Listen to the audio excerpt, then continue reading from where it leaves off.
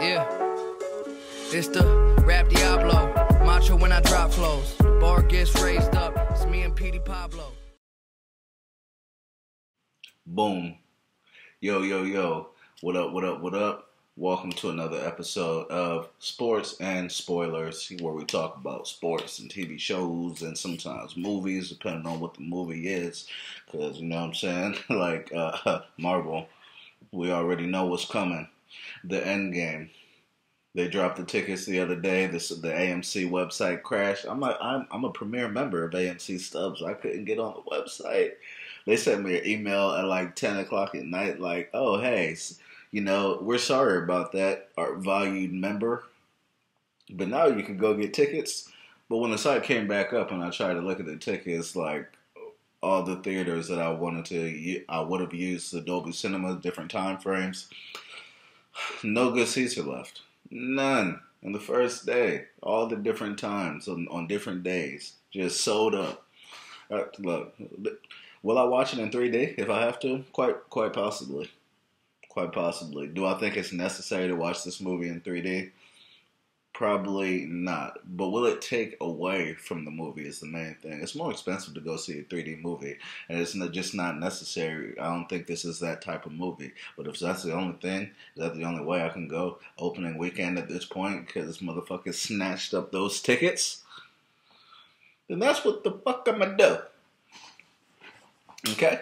Now, hello. I hope everyone's doing great today. Tonight, whenever you're watching, listening, whatever you may be doing. Coffee sip number 1, or was that 2? I don't know. I have a very short memory sometimes. Selective. But today we're going to be talking about the Blacklist. We're going to start with the Blacklist and then we'll make a transition later and talk a little football, okay? But right now we're starting with the Blacklist. This the other day I finished watching episode 14. It's the most recent episode of the recording of this podcast. It's the Osterman Umbrella Company, okay?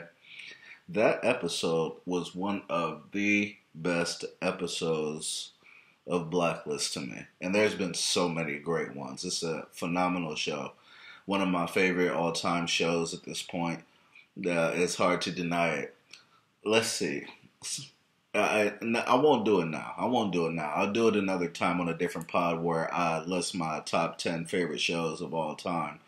And that'll be a different podcast. But just know the Blacklist is definitely going to be on that motherfucker. Alright? Just know it.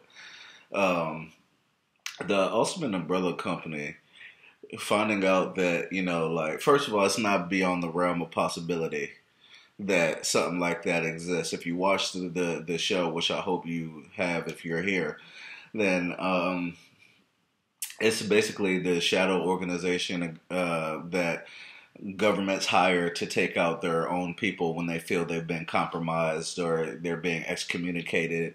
You know, that doesn't always just mean you're banished. Sometimes that means that they want to off you because you may know too much or whatever, you fucked up somehow and they want to take you out. So instead of doing it themselves, because that is frowned upon, they hire this outside organizations. And apparently, like, pretty much all the governments do it and use this organization.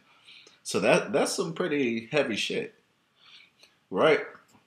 A government who's supposed to be on the up and up, of course they never are, but they're supposed to be on the up and up, taking care of its people, looking out for their best interests. Hire an outside first of all, you want to kill your own people. That's already fucked up.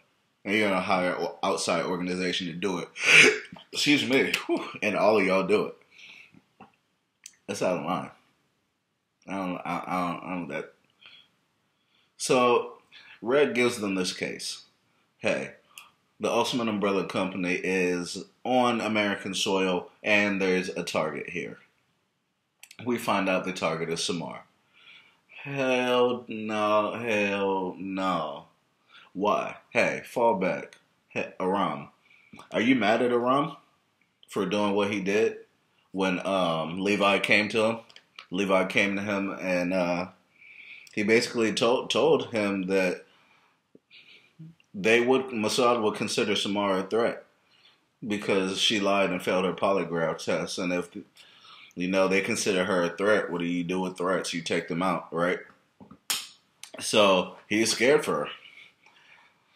It's hard to blame him for, what I'm saying? Like, Levi came to him in a capacity that seemed friendly. Seemed like he was coming like, hey, man, I'm trying to help out. Samar's my homie. I don't want nothing bad to happen to her. I know you love her. Like, help me, help her, and help you. So it's like you think you're talking to a friend. Ugh. Quite the opposite. Quite the opposite. And the fate that he faced from Red, boy, that was great. He deserved every bit of that. Red is so cold, just like staring at him in his face, dead in his eyes while he's suffocating the life out of him. I love Red, man. He's just such a boss, And it sounds kind of crazy, right? I'm talking about, oh, he's murdering this dude. It's so awesome. Look. It's TV. We enjoy it. 50 Cent, the great philosopher, Curtis Jackson, said, I watch gangster flicks and root for the bad guy and turn it off before it ends because the bad guy die. You know what I'm saying? And I live my life by that philosophy when it comes to shows. You know what I'm saying? Shows and I love bad guys. They're like a good bad guy, of course, right? I find myself rooting for them more than the hero most of the time. I don't want them to die. If you do a good job, you like both of them. I like Thanos. He's a dick. But I like him. But he does need to go, though.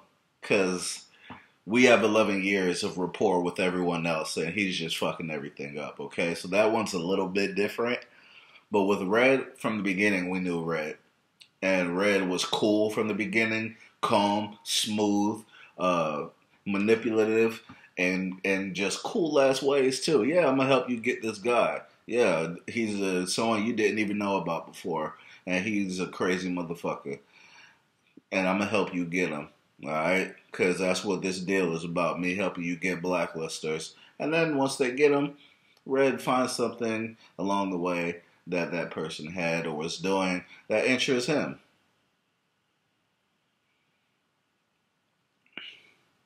It's good shit. It's good shit. Someone just messaged me on my phone. It popped up on my computer, distracted me for a second. Apple with the technology. Sorry about that. But it's hilarious to me the way that Red acts. The majority of the time, his character is so well put together. I feel like he's one of the ultimate bad guys in TV show history. He's like a bad guy, but a good guy. But he never really lets you forget that he's still a bad guy, no matter how much good he does, because that's what he's been his entire life: a fugitive, a criminal, a boss in the underworld. Everybody knows this dude, which is why it bothers me a little bit that the answer to trying to get the Osterman Umbrella Company off of Samar's back was to have her run. I'm like, damn, Red, you ain't got no tricks up your sleeve. You ain't got no pull with the Umbrella Company. You can't do nothing. Come on, I don't want Samar to leave. She already gone through the problem from almost drowning. Losing the oxygen, having that cut off from her brain for an extended period of time. It's painful, you know what I'm saying? You love these characters. You love that Aram and Samar finally got together. They're making it work. It's looking good. Aram happy because that's the homie. And this, right?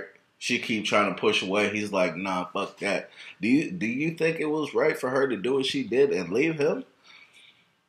Because I agree with Aram. That should be his choice. You like, I can't do that to you, have you on the run, you have a life here, you're happy. I'm happy with you, okay? Fuck that. Kids, fuck all that. I'm happy with you. We will survive together or not together, but it needs to be together. Like, you do want to be with me. You're just scared for me. Look, I need you to get off that. I'm a grown-ass man, okay? Just like she was telling him, hey, You should have known that I could handle myself. Look, you're right. I'm sorry. I messed up in a major way. In a major way. I was on, the intentions were so pure. You know, the intentions were so pure. I feel like you can only be so mad, even though we have going on what's going on, right? Like we were saying earlier, Levi made it seem like they didn't trust her. She failed her polygraph test. They were going to kill her anyway. So yeah, that was just a shitty situation for Aram to be put in, and to have this be the end result of it. Like, Red laid it out perfectly when he went at Levi. Like, you use Aram's his idealism, right? His kindness and kind heart to manipulate him into telling you something that he shouldn't have told you because you came in as a friend. And then you ended up using that information to not only hurt Aram, but Samar. Look, it just, that episode had everything, right? I had the coldness, the coolness. Harold Cooper and how he is now with the gangster swag. I love the new Harold Cooper. I've always liked him because he's always been strong, kind of no nonsense and shit. But now he's doing shit where he'll go out himself and make demands. He'll run up on you. You know what I'm saying? Running up on the dude who works with the Umbrella Company, running up on the president a couple of times, making demands, say, family, I need you to get Red out. Okay, we do good work, blah, blah, blah. You know what I'm saying? What they said, they told him if they asked him about the immunity agreement when Red was in court, tell him you don't know anything about it. Boy, Red said, hey, we have an immunity agreement. He said that to the judge. The judge asked Harold Cooper to verify. Harold said, yep, yes, we do. I don't give a fuck what those people told me. I'm telling the truth. Red's my guy now. You know what I'm saying? So he's defiant. He's strong. He's a gangster with it now too. You know, they just turn people over to Red now to torture, to get information. Before they're like, that's not how we do things. But now they're like, look, man. The methods work. The methods work. They're effective. He gets information. He gets it quickly. We need information. We need it quickly. We're going to use them. Simple as that. Simple as that. But it was heartbreaking at the end the way that ended. The way that ended. And what's funny to me is Dembe's strong sense of protection for Red. Because we know at this point, too, that Dembe is a caring person. He's a caring and reasonable person, level-headed, you know, understanding, very understanding when it comes to people that other people care about, what people do for other people, and how that may put you in their debt or vice versa. He understands that entire dynamic, like, probably more than anyone on the show. But when Aram hit Red, when he ran up on Red, that boy Dembe was ready to. He was ready to let Aram have it. He was so ready. That sense of loyalty, that sense of protection and duty to a friend, boy, that's some special shit right there. Dembe will do absolutely anything for Red. That is his guy. Friendship. I want to take a quick minute, too, to say R.I.P. to Nipsey Hussle. That shit happened this week. It hurt my soul. And I can't front, I'm not going to front like I listened to all his albums. I did not. I listened to Victory Lap. I did listen to Victory Lap. I had a couple of songs on my playlist. I knew who Nipsey was. I knew what he was doing in terms of the positivity in his community. And I'm just tired of the violence, man. I'm just tired of the senseless killings. You know, people are so cavalier with other people's lives, and it's ridiculous. I'm not going to go too hard into it because that's not what this is about. But people are just too cavalier with people's lives, man. It's so permanent. Get over it. Move on. Man up. Evolve. Mature. Let it go. But that's all I'm going to say about that, man. R.I.P. Nip. My condolences to his loved ones. Red never shows any condolence when he does things. And I'm okay with that. I'm okay with that because it's a TV show and it goes with his cold persona, that cold personality that we love so much. Let me see. I got some notes over here. Let me make sure that I touch base on everything that I was thinking coming into this. Okay, because no, actually, there's one big thing that's starting to bother me, right? Because now with the Bastion Morrow episodes, right? There's part one, part two with the assassin who came over to kill with the foreign leader. Find out our government is behind it. Anna McMahon working for the president. President knows about it. He's behind it too. And now Anna McMahon wants to oversee the task force. Why the hell is someone corrupt always overseeing the damn task force? Why?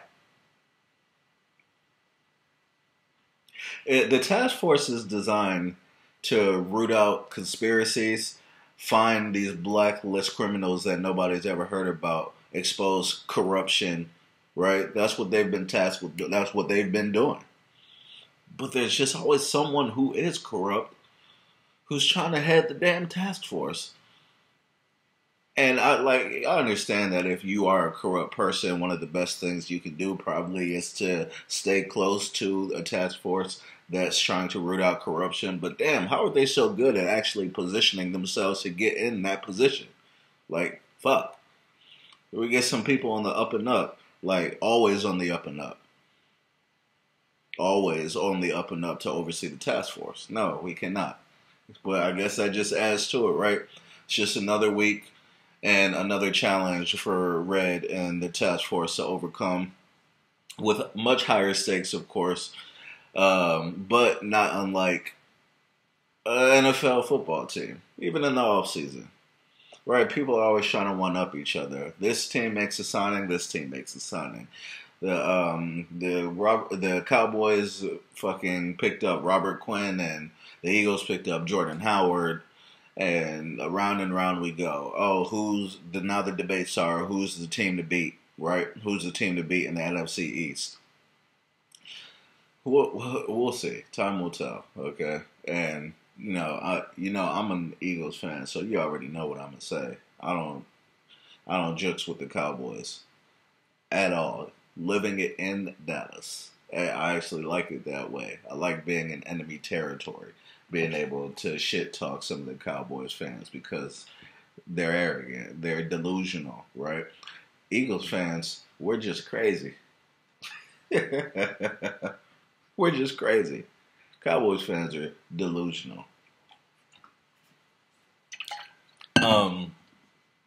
What's funny to me is all the talk about Carson Wentz and what he's going to be able to do. People are like, oh, I'm unsure. He took a step back last year. He wasn't that good. They kept losing.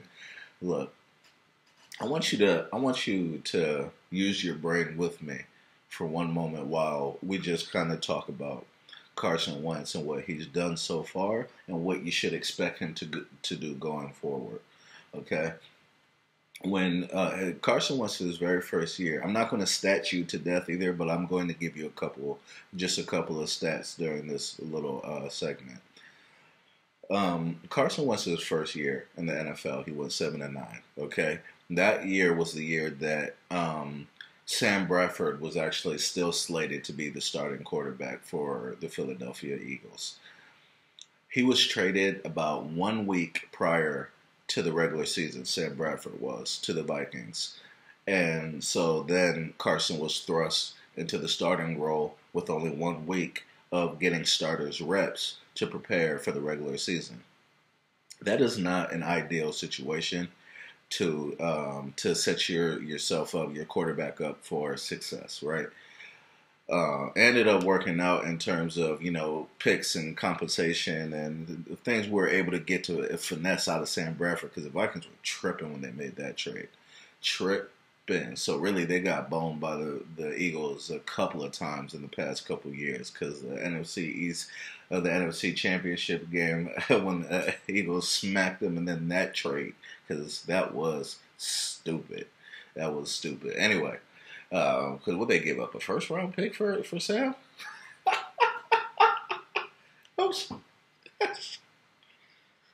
why anybody 6, 7, however many years it was into Sam Bradford's career would give up a first-round pick for him after what you've seen from him, which is absolutely nothing, is mind-boggling. But I do appreciate them for doing that, but I digress. Carson Wentz, that first year, he got 1 week of starters reps when he came in. Okay, so he played, we went 7-9. He showed flashes of greatness that in his rookie year, that where he's escaping or he's throwing passes through defenders or seeing things that you wouldn't think that he might see. But one of the things that's so important about a training camp in the offseason is being able to work on situational football, because you can stat pad, right? You can stat pad your ass off, but situational football and being great at that is what makes a quarterback and a team really good. Okay, being able to convert third and shorts, third and longs, convert in the red zone, right? Things like that. Situational football, 2-minute drill. So he didn't get a chance to really work on that the first year, right? We went 7-9, even though he showed flashes of greatness. Cool.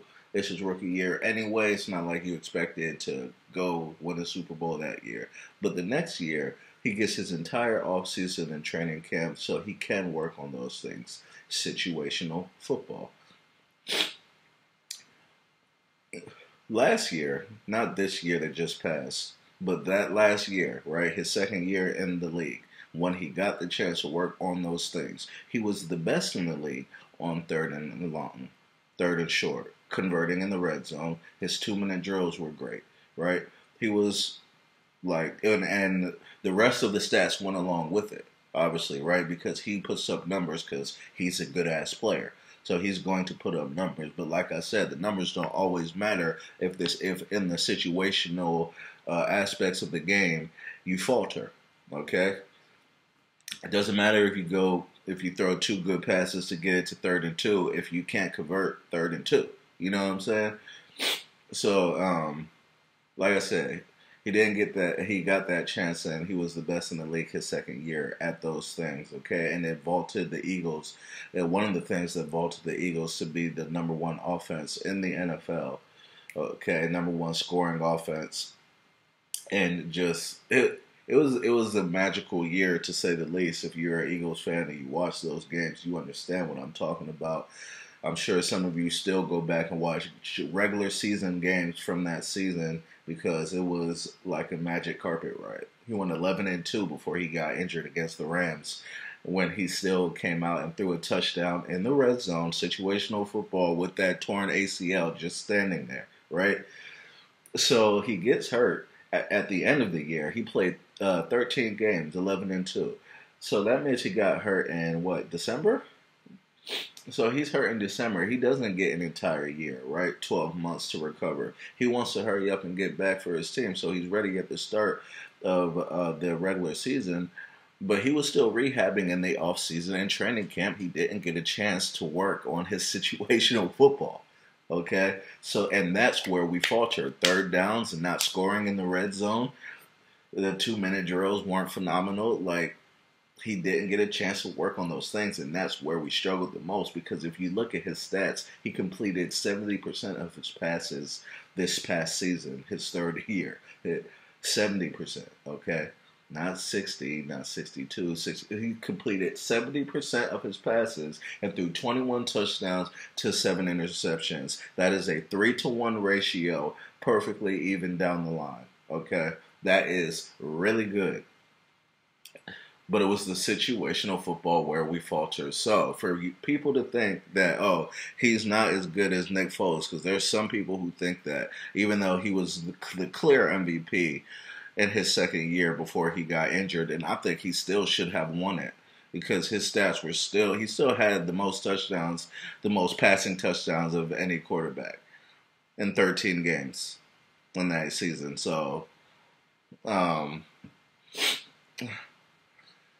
I thought he was robbed there. I thought he was robbed there just because he didn't play in 3 games. That I don't care about that.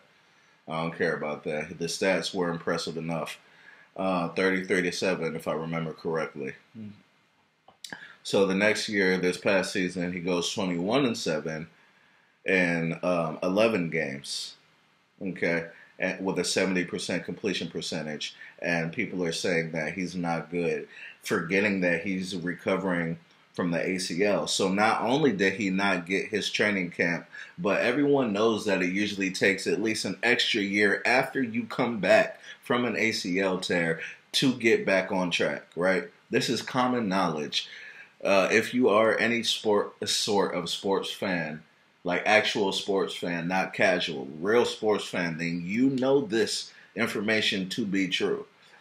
But you're going to judge the man and say that maybe he's just not that good, while you know that information and also understanding that he didn't get an off season to practice some of the very important things that he needed to practice to elevate his team to about the status it was the previous year, right? That type of dynamic offense that it had the previous year. You understand these factors. And then he still completed 70% of his passes with 21-7. Look, just be ready. Just be ready for this next year. 2019-20 season is going to be another magic carpet ride, man. It is. It is. At least for the offense. We'll see how that defense goes. Some of those guys are getting a little bit older. And we did lose Jordan Hicks, our middle linebacker, but he was hurt a lot anyway. But that's the main thing I just wanted to touch on today, that Carson Wentz thing, the questions about Carson Wentz. Oh, we've never seen him in a playoff game. Whatever, bro. Whatever. Well, you'll see. He'll show you. I have full confidence in the man. And if you're an Eagles fan, you should too. If you're not an Eagles fan, maybe you're a Cowboys fan and you just want to hate, your opinion doesn't matter at all. If you're a fan of another team, and maybe you just don't know all the particulars, because I don't expect everyone else to know the particulars of everyone else's team. But understand what's coming, okay? Okay? Believe me. And that is going to be the end of today's episode of Sports and Spoilers. You already know where to find me. Follow me on Twitter at Sports and Spoilers. Follow me on Twitch and come talk to me. Challenge me. I'm going to stream in a little while, actually. Come talk to me about what I was talking about. If you don't like it, do something. You know what I'm saying? What else? I got the SoundCloud at Sports and Spoilers. I got the Snapchat, the Instagram, Sports and Spoilers. Just type it in. You'll find me. You'll find me. Okay? Hope everyone has a great day. Thank you for watching. I know this one was a little longer than usual, but we got some good combo in it. I think it was necessary. It's the Rap Diablo. Macho when I drop flows. The bar gets raised up. It's me and Petey Pablo. Oh, you motherfucker, you.